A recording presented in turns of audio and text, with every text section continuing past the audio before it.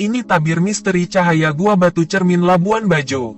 Para pecinta misteri alam barangkali akan takjub sebelum akhirnya jatuh hati pada sebuah fenomena langka yang terjadi di Gua Batu Cermin di Labuan Bajo, Nusa Tenggara Timur, NTT.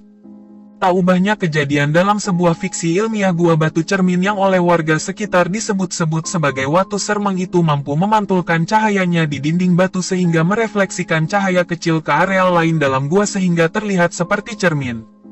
Gua itu tak seperti gua-gua lainnya. Ia mampu meredam bunyi sehingga kedap suara sehingga tak ada gema dan gaung dari bunyi apapun yang ditimbulkan di dalamnya. Bagi mereka yang penasaran, gua itu bisa ditempuh dari pusat kota Labuan Bajo hanya sekitar 15 menit.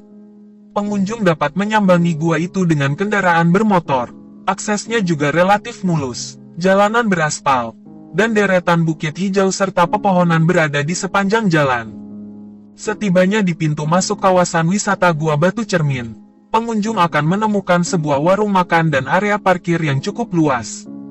Udara terik ternyata menjadi sebuah berkah, karena kondisi yang paling tepat untuk mengunjungi gua adalah ketika cuaca cerah.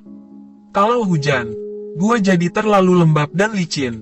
Untung hari ini cerah, kata Mario, pemandu wisata yang gemar melemparkan guyonan kepada para wisatawan dalam keterangan resmi yang diterima Info Publik, Sabtu 6/4. Setelah membeli tiket, para pengunjung harus berjalan sekitar 300 meter untuk mencapai gua. Jangan khawatir kebosanan, karena terdapat deretan pohon bambu yang rimbun dan memanjakan mata. Sesekali pengunjung juga bisa melihat beberapa monyet bergelantungan atau sekadar duduk-duduk di kanan kiri. Tak lama kemudian, terlihat pagar berwarna hijau sekaligus bongkahan batu-batu besar. Mario berhenti sejenak. Ia menceritakan sejarah penemuan gua ini yang pertama kali mendapat perhatian dunia pada 1951 berkat penelitian arkeolog sekaligus misionaris asal Belanda, Theodor Verhoeven. Jutaan tahun lalu, posisi gua ini ada di bawah laut. Dulu, sempat ada pergeseran atau patahan lempeng bumi. Lalu terjadi gempa, sehingga ada beberapa wilayah di Pulau Flores yang tenggelam. Ada beberapa juga yang bahkan naik ke permukaan. Salah satunya adalah gua ini, jelas Mario. Untuk memasuki gua utama, pengunjung harus menaiki tangga yang sudah disemen. Terdapat gua pembuka dengan jalur yang relatif luas dan mudah untuk dilalui. Beberapa pohon terlihat merambat dengan akar yang cukup besar menempel di dinding gua pembuka.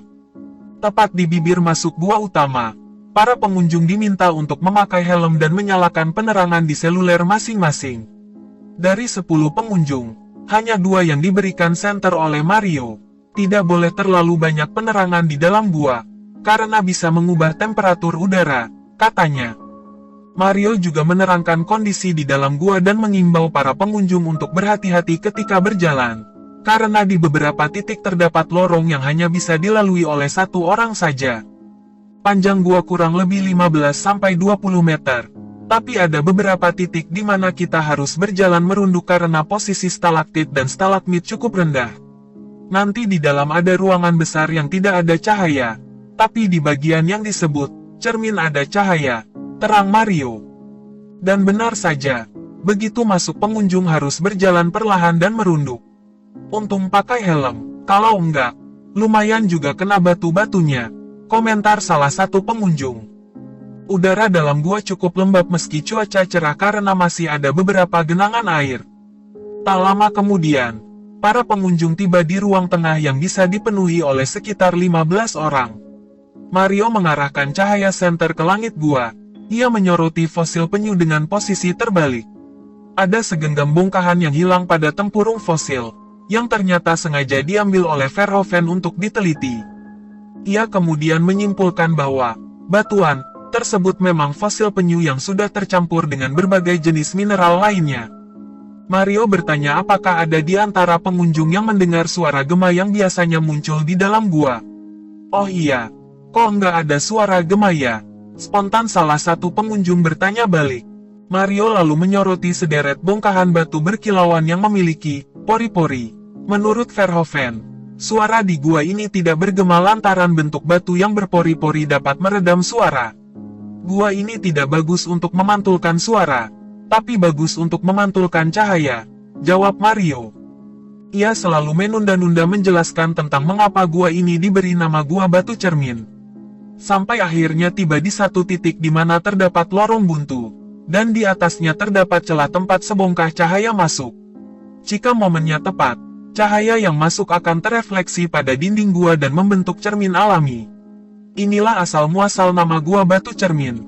Pantulan sinar matahari di bagian lorong ini bisa menerangi sekitar 60% isi gua. Cuma, momen seperti itu memang tidak terjadi setiap hari, tergantung pergerakan bumi dan posisi matahari. Papar Mario, disusul tawarannya kepada para pengunjung untuk berfoto. Kegiatan berwisata di dalam gua yang menghabiskan waktu sekitar 20-30 menit ini sukses membawa pengunjung mengarungi cerita Pulau Flores masa lalu dan menyaksikan bukti-bukti peninggalan sejarah berharga berbentuk sejumlah fosil hewan dan terumbu karang. Keunikan inilah yang menjadikan objek wisata ini tak pernah sepi pengunjung, baik dari dalam maupun luar negeri.